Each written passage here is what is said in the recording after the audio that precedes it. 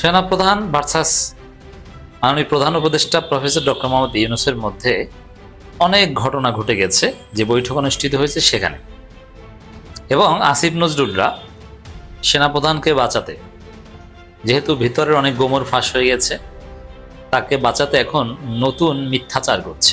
কালকে থেকে খবরে খবরে সয়লাব। আসলে খবর বলা যাবে না, খবর, গুজব, জল্পনা কল্পনা সব মিশ্রিত একটা বিষয়। এমনভাবে গুলায় গেছে, কোনটা খবর, কোনটা গুজব, কোনটা জল্পনা, কোনটা কল্পনা, এটা বোঝা খুব মুশকিল। সেনাপ্রধান ওয়াকারুজ্জামান সংবিধানের 3 জন শীর্ষ ব্যক্তিকে, বাংলাদেশের সংবিধান যে 3 জনকে সর্বোচ্চ সম্মান দেন, সেই 3 জন ব্যক্তির সাথে 2 দিনে 3টা মিটিং করেছেন। প্রথম দিন উনি মিটিং করেছেন প্রধান বিচারপতির সাথে, আর আজকে দ্বিতীয় দিনে উনি বৈঠক করেছেন প্রধান উপদেষ্টার সাথে এবং রাষ্ট্রপতির সাথে। এই 3টা বৈঠকে তার ফলাফল কি, মিশন কি ছিল, ভিশন কি ছিল, বাস্তবায়ন কি করতে পেরেছেন, এই নিয়ে কথা বলবো ছোট করে। এই সেনাপ্রধান সুযোগ খুঁজছেন, শুধু কোনো না কোনোভাবে সেই করা, শুধু পারছেন না একমাত্র ইউনূসের ধাক্কার কারণে। ইউনূসের সাথে ওনারা সামলা উঠতে পারছেন না। বাট আপনাদেরকে এই বুদ্ধি কে দেয় আমি জানি না। আমি ভাই খুব ছোট মানুষ, খুব অল্প বুঝি। আমার বুঝে যেটা মনে হয়, অনেককে অনেকভাবে বোঝানো হয়েছে যে চুপ্পুকে সরাইলে নাকি দেশ নাকি কিভাবে নাকি কি হয়ে যাবে। আরে ভাই, আপনি হাসিনারে সরিয়ে দিয়েছেন প্রধানমন্ত্রী, তো আপনি মানেন না মানেন, সে তো ওই দেশে প্রধানমন্ত্রী হয়েই ছিল। এখন প্রধানমন্ত্রী যদি নাকি অবৈধ হয়, তাহলে যদি আপনি না মানেন, রাষ্ট্রপতি কোথেকে আসলো?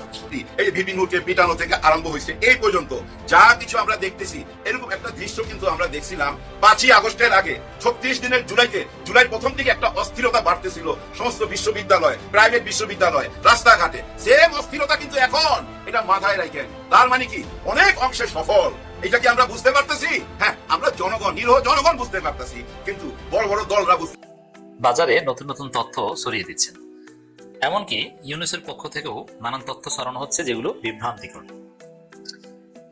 আসলে বাস্তবতা যেটা, যে নানান বিষয়ে প্রফেসর ইউনূসের সাথে ওয়াকারের আলোচনা হয়েছে, এবং আমি যে কথাটা আগেও বলেছি যে ঘরের মালিক যদি জেনে যায় যে আজকে অমুকে চুরি করতে আসবে, তাহলে তার সে চুরি করতে আসতে পারবে না, বরং সে ধোলাই খাবে। এমনকি যদি জেনে যায় ডাকাতি হবে, সে ডাকাতিও করবে। আসসালামু আলাইকুম দর্শক, নতুন একটি খবরে আপনাদের সবাইকে স্বাগতম। আশা করছি আপনারা ভিডিওর শুরুটা দেখেই বুঝতে পেরেছেন আজকের নিউজটা ঠিক কতটা গুরুত্বপূর্ণ হতে চলেছে এবং ঠিক কোন দিকটাকে ইঙ্গিত করছে। তাই বলবো দর্শক, যারা ভিডিওটি দেখতে শুরু করেছেন তারা অবশ্যই নিউজটি না টেনে সম্পূর্ণ মনোযোগ সহকারে দেখবেন, তাহলে এই বিষয় সম্পর্কে আসল তথ্যগুলো জানতে বা বুঝতে পারবেন। তো প্রিয় দর্শক, আমি আর কথা বাড়াবো না। ভিডিওর শুরুতে আপনাদের যেই ভিডিওগুলোর অংশবিশেষ দেখিয়ে শুরু করেছিলাম, সেই ভিডিওগুলোর বিস্তারিত আলোচনা দেখব। তবে তার আগে অনুরোধ, যারা এখনো চ্যানেলটি সাবস্ক্রাইব করেননি, সকলে চ্যানেলটি সাবস্ক্রাইব করে পাশে থাকা বেল আইকন বাজিয়ে দিন। আর যারা ইতিমধ্যে সাবস্ক্রাইব করে রেখেছেন তাদেরকে অসংখ্য ধন্যবাদ। প্রিয় দর্শক, চলুন একটি লাইক দিয়ে আমরা ধারাবাহিকভাবে সবগুলো ভিডিওর বিস্তারিত আলোচনা দেখে আসি। পারবে না, ডাকাতি ঠেকাতেও প্রয়োজনীয় মেজার নিবে, প্রয়োজনীয় স্টেপ নিবে।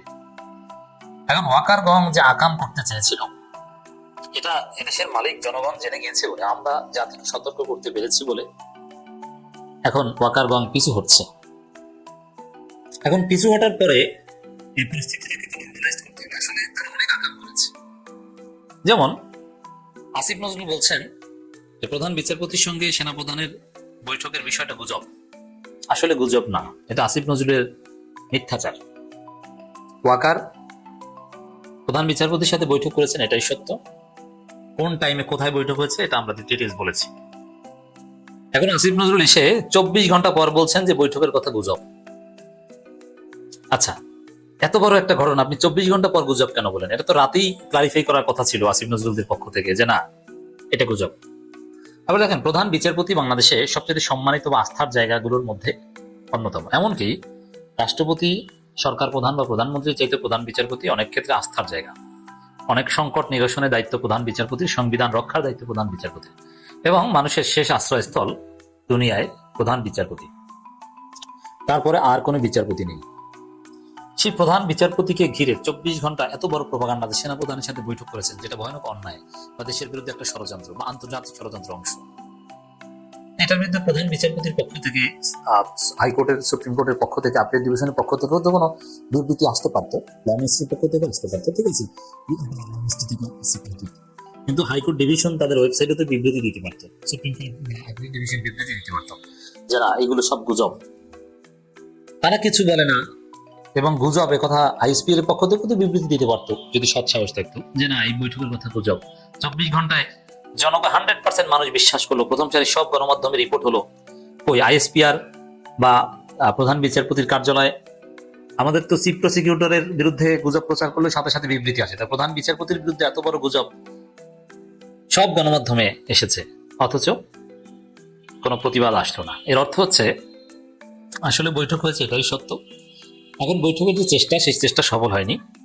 প্রধান বিচারপতিকে ওয়াকার, আমরা যেটা বলেছিলাম ওইটাই, এটা আমাদের সোর্স বলে, প্রস্তাব দিয়েছিল যে স্যার আপনি তত্ত্বাবধায়ক সরকার ফিরিয়ে দেওয়ার রায় দিয়ে সাথে সাথে সেটা বাস্তবায়ন করার ব্যবস্থা করেন, আপনি সেই তত্ত্বাবধায়ক সরকার প্রধান উপদেষ্টা হন, ইউনূসের অধীনে নির্বাচন হবে না। ইউনূসের অধীনে নির্বাচন শেখ হাসিনাও চায় না, একটা আলোচনা সভায় শেখ হাসিনা স্পষ্ট করে বলেছে নতুন কোনো তত্ত্বাবধায়ক সরকার চায়। ওয়াকার হয়তো এখন শেখ হাসিনাকে খুশি করার জন্য সেই চেষ্টাই করছে, বা ভারতের পরামর্শ অনুযায়ী সেটাই করছে। ওটা করলেও যে আওয়ামী লীগের লাভ হবে সেটা আমরা মনে করি না, কিন্তু অ্যাটলিস্ট ইউনূসের অধীনে নির্বাচন এটা আওয়ামী লীগ চায় না। এখন ওয়াকার যে উদ্দেশ্যে প্রধান বিচারপতির কাছে গিয়েছিল সেটা তো ব্যর্থ হয়েছে, এজন্য এখন সবাই মিলে প্রচার করছে যে না বৈঠক গুজব। যদি আসলে গুজব হতো এটা গতকাল রাতেই 3 জায়গা থেকে বিবৃতি আসতো। যেমন আসিফ নজরুল ধরলাম প্রধান বিচারপতির পক্ষ থেকে বলেছেন, সরকারের পক্ষ থেকে, প্রধান বিচারপতির পক্ষ থেকে এবং আইএসপি এর পক্ষ থেকে বিবৃতি আসতো যে এই বৈঠকের খবর গুজব। কোনো বিবৃতি না আসে, 24 ঘন্টার পর নতুন সুর নেওয়া, এটা পিছু হটে ব্যর্থ হওয়ার পর এখন গুজবটা ধামাচাপা দেওয়ার চেষ্টা, এটা হচ্ছে আসল কথা। প্রধান উপদেষ্টার সাথে ওয়াকারের বৈঠকে কি আলাপ আলোচনা হয়েছে এটা নিয়ে গণমাধ্যমে আসছে, তবে এটাও যে একদম সত্য তা না, কারণ প্রেস সচিব যা বলছেন ওইটাই গণমাধ্যমে লিখছে। ভিতরে তেমন আছে ঝগড়াও হতে পারে, কারণ আমরা দেখেছি যে বিপিনুরের ঘটনা নিয়ে অন্তর্বর্তী সরকারের যে বিবৃতি, এর আগে প্রধান উপদেষ্টা নিজে সেনাবাহিনীকে ইঙ্গিত করে বলেছেন সহযোগিতা করেন না সেনাবাহিনী। এছাড়া আমরা আরো বিভিন্ন ভাবে দেখেছি, যেমন আসিফ মাহমুদ স্পষ্ট করে বলেছেন যে ডক্টর ইউনূসকে মানতে পারেনি, বুকে পাথর চাপা দিয়ে মেনে নিয়েছেন, আসিফ মাহমুদ সরাসরি বলেছেন। তো সব মিলিয়ে প্রধান উপদেষ্টার সাথে সেনাপ্রধান বৈঠক কিছুতেই সুখকর হয়নি, কিন্তু প্রচার করা হচ্ছে যে না সুখকর বৈঠক হয়েছে। বলা হচ্ছে অন্তর্বর্তী সরকারকে পূর্ণ সহযোগিতা করবে, সেনাপ্রধান নাকি আশ্বাস দিয়েছে। আচ্ছা, পূর্ণ সহযোগিতা এতদিন কেন করেনি, বা আসলে কি করছে? মোটেই না। আমরা 5 আগস্টের পর থেকে কি দেখেছি, যেমন অভিযুক্ত সেনা সদস্যদের, সেনা অফিসারদের বিচারের পথে বাধা সৃষ্টি করছে, আবার ফ্যাসিস্টরা সেনাবাহিনীর তত্ত্বাবধানে থেকে তারা অনেকে দেশ ছেড়ে পালাতে পেরেছে, হাসান মাহমুদকে দেশ ত্যাগ করতে দিয়েছে, এরকম অনেক ঘটনা আছে। আরাফাতকে দেশ ত্যাগ করতে দিয়েছে কারা? এই সেনাপ্রধান দিয়েছে। এবং সেই যারা সেনাবাহিনীর কাছে আশ্রয় নিয়েছিল তারা কোথায় গিয়েছে? সেনাপ্রধান তাদেরকে সেফ এক্সিটের ব্যবস্থা করেছে। চাঁদাবাজি দমন করেছে? করে নাই। অবৈধ অস্ত্র উদ্ধার করেছে? করে নাই। এর মানে কোনো কিছুতেই আদৌ কোনো সহযোগিতা সেনাবাহিনী এই ডক্টর ইউনূস সরকারকে করছে না। তাহলে এখন সরকারকে পূর্ণ সহযোগিতার আশ্বাস দিয়েছেন, এটা কিসের কথা? এটা মিথ্যা কথা, এটা পরিস্থিতি সামাল দিতে বলছে। বর্তমানে এমনিতেই জনরোষে পড়েছে দর্শক। এছাড়া আমি খবরটা একটু বলি। প্রধান উপদেষ্টা অধ্যাপক মোহাম্মদ ইউনূসের সঙ্গে সাক্ষাৎ করে অন্তর্বর্তী সরকারকে পূর্ণ সহযোগিতার আশ্বাস প্রদান করেছেন সেনাপ্রধান ওয়াকারুজ্জামান। সোমবার রাষ্ট্রীয় অতিথি ভবন যমুনায় এই সাক্ষাৎ করেন তিনি। প্রধান উপদেষ্টা প্রেস সচিব শফিকুল আলম এক সংবাদ বিজ্ঞপ্তি কথা জানান, মানে এটা সরকার যেভাবে প্রচার করলে পরিস্থিতি শান্ত থাকবে সেভাবে প্রচার করেছে, বাস্তবতা ভিন্ন। বিজ্ঞপ্তিতে প্রধান উপদেষ্টা, যেটা বলা হয় প্রধান উপদেষ্টা নির্বাচনের আগে আগামী মাসগুলোতে আইন শৃঙ্খলা বাহিনীর ভূমিকার উপর গুরুত্ব আরোপ করেন। তিনি বলেন তিনি জাতির কাছে একটি সুন্দর নির্বাচনের জন্য অঙ্গীকার ব্যক্ত করেছেন। নির্বাচন হয় আন্তর্জাতিক মানের, ভোটার উপস্থিতি সহ নতুন এবং মহিলা ভোটারদের অংশগ্রহণ এবং নিরাপত্তা নিশ্চিত হবে। জেনারেল ওয়াকারুজ্জামান প্রধান উপদেষ্টাকে অন্তর্বর্তীকালীন সরকারের প্রতি তার পূর্ণ সহযোগিতা ব্যক্ত করেন। এছাড়া প্রধান উপদেষ্টাকে চারপাশে ছড়িয়ে পড়া গুজবে কান না দেয় অনুরোধ জানান এবং তিনি বলেন সরকারকে তার সকল কর্মসূচিতে সফল করা সেনাবাহিনী প্রতিশ্রুতিবদ্ধ। খুব সুন্দর। আবার এদিকে আসিফ নজরুল বলছেন যে না প্রধান বিচারপতির সাথে বৈঠক হয়নি, কিন্তু আমরা তো দেখেছি যে কি দ্বন্দ্ব। বিপিনুরের উপর হামলার ঘটনা নিয়েই তো দেখেছি কতটা দ্বন্দ্ব বিবৃতিতে। মনে হয়েছে দুই সরকারের দুইটা বিবৃতি, অথবা সরকারি দল আর বিরোধী দলের বিবৃতি। আইএসপি এর একটা সরকারি দলের বিবৃতি মনে হয়েছে, আর ইউনূস সরকারের বিবৃতি মনে হয়েছে বিরোধী দলের। অর্থাৎ দর্শক, ঘটনা অনেক কিছুই ঘটেছে, প্রচার করছে না।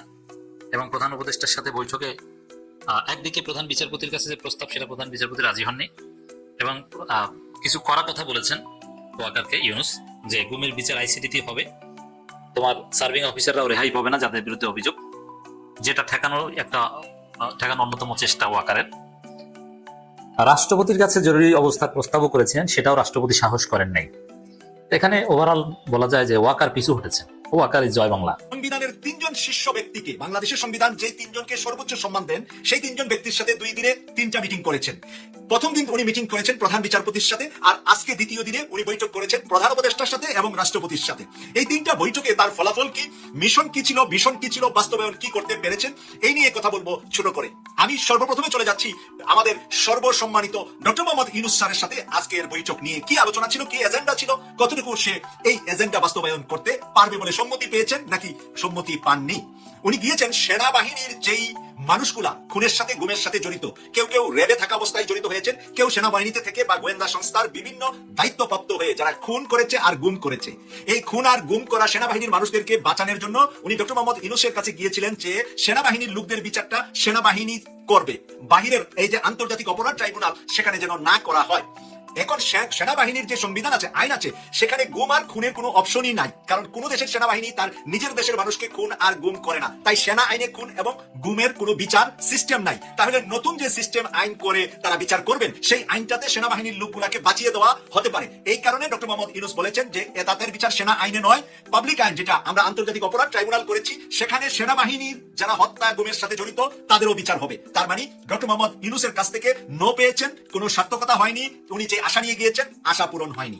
তারপরে আমি চলে যাচ্ছি, গতকাল প্রধান বিচারপতির সাথে বৈঠকে বসেছেন বাংলাদেশের প্রধান বিচারপতিকে। আমি বারবার বলছি যে বর্তমান বিশ্বের 10 জন সেরা মেধাবী শক্তিশালী বিচারপতির ভিতরে বাংলাদেশ দেশ ছোট, কিন্তু বিচারপতিটার ভ্যালু বেশি। উনি ব্রিটেনে বড় হয়েছেন, উনি অক্সফোর্ডের ছাত্র এবং ব্রিটিশ এম্বাসি উনাকে সর্বোচ্চ, ব্রিটিশ সরকার উনাকে সর্বোচ্চ সহযোগিতা করবেন এবং করছেন, যার কারণে উনি ব্রিটিশদের একটা পাওয়ার উনার সাথে আছে, যার কারণে সেনাপ্রধান গিয়েছিলেন তত্ত্বাবধায়ক সরকার সংক্রান্ত কিছু বিষয় আবদান নিয়ে। সেখানে গিয়েও প্রধান বিচারপতির কাছ থেকে খালি হাতে ফেরত আসতে হয়েছে। স্বৈরাচার শেখ হাসিনার দোসরদেরকে রক্ষার সুযোগ উনি করতে চেয়েছিলেন, কিন্তু প্রধান বিচারপতি রাজি হননি। তাহলে কার কাছে এখন উনি কি পেয়েছেন? তারপরে আমরা চলে যাই রাষ্ট্রপতি চুপ্পুর সাথে কি আলাপ হয়েছে। দুজন যেহেতু দুস্থ এবং দুজন যেহেতু স্বৈরাচার শেখ হাসিনার দোসর, এখন এই দুইজন মনোনীত হয়েছে, নির্বাচিত হয়েছে শেখ হাসিনার কাছ থেকে। একজন শেখ হাসিনার আত্মীয়, আরেকজন প্রেসিডেন্ট হওয়ার আগে শেখ হাসিনার পায়ে ধরে সালাম করতেন, যার কারণে এই দুইজনের বৈঠকে কি আলোচনা হয়েছে সেটা এখন পর্যন্ত কোনো তথ্য আমি পাইনি। আমি যে মুহূর্তে কথা বলছি এখন রাতের 8টা, 7:30 থেকে বিএনপির সাথে বসে গেছে আমাদের প্রধান উপদেষ্টা, বৈঠক হচ্ছে যমুনায়। এর আগে বৈঠক হয়ে গেছে জামাতের সঙ্গে। প্রথমে কিন্তু ছিল বিএনপি, কিন্তু বিএনপি ওনারা টাইমটা চেঞ্জ করছে, জামাত আগে চলে আসছে। জামাত ভিতর থেকে বের হয়ে কি রিয়াকশন দিল? ওই একই রিয়াকশন। হ্যাঁ, ওই 3টা ব্যাপার, সংস্কার হইতে হবে, বিচার হইতে হবে, নিউ সিস্টেমে নির্বাচন হইতে হবে, যেটা নতুন বাংলাদেশ গড়ার জন্য দরকার সেটাই করতে হবে, এটাই দাবি। জুলাই সনদপত্র ছাড়া তো ওনারা নির্বাচনে যাবেই না, আগেই বলে দিছে। তার মানে কি আমাদের যে বড় দলটি তারা তো বলতেছে, মানে এখন বলবে আর কি, বলতেছে মানে এখনো তো একই কথা বলবে, যেগুলো আমরা সংসদে যা করে কইলে তুমি যেভাবে আমরা আগে বলছি আমরা সেই জায়গায় আসি, সেখান থেকে আমরা নড়বো না, এই কথাই তো বলবে। ভিতরে কি চেঞ্জ হয়ে যাবে? কিভাবে চেঞ্জ হবে? আর চেঞ্জ হইতে গেলেও সময় লাগবে, কারণ তারা বের হবে, বের হয়ে আবার লন্ডনে কথা বলবে, কথা বলে হয়তো আবার তাদেরকে মিটিংটা করতে হবে। এখন কোনো কিছু উত্তর দিতে পারবে না, অপেক্ষা করেন দেখি বের হয়ে এসে কি বলে। কিন্তু যে যা কিছু বলুক, বৈঠক কিন্তু আরো হচ্ছে। গতকালকে কিন্তু আমি একটা ইঙ্গিত দিছিলাম প্রধান বিচারপতিকে নিয়ে, সৈয়দ রিফাত আহমেদ স্যারকে নিয়ে বলছিলাম গতকালকের ভিডিওতে। আজকে দেখেন ওনার সাথে বসে গেছে আমাদের ওয়াকার সাহেব, জনাব ওয়াকার সাহেব অলরেডি কথা বলতেছে, অথবা আজকে রাতে বলবে, মানে ওনাদের দেখা হবে। প্রধান বিচারপতির সাথে ওয়াকার সাহেবের বৈঠক আছে। এই ব্যাপারটা নিয়ে না চারিদিকে গুজব ছড়ায় গেছে, বন নেবেন সরকার আবার আসতেছে, 1/11 সরকার আবার এই দেশে আসতেছে, এরকম একটা গুজব ছড়ায় গেছে। আপনারা কি বিশ্বাস করেন? আমি বিশ্বাস করি না।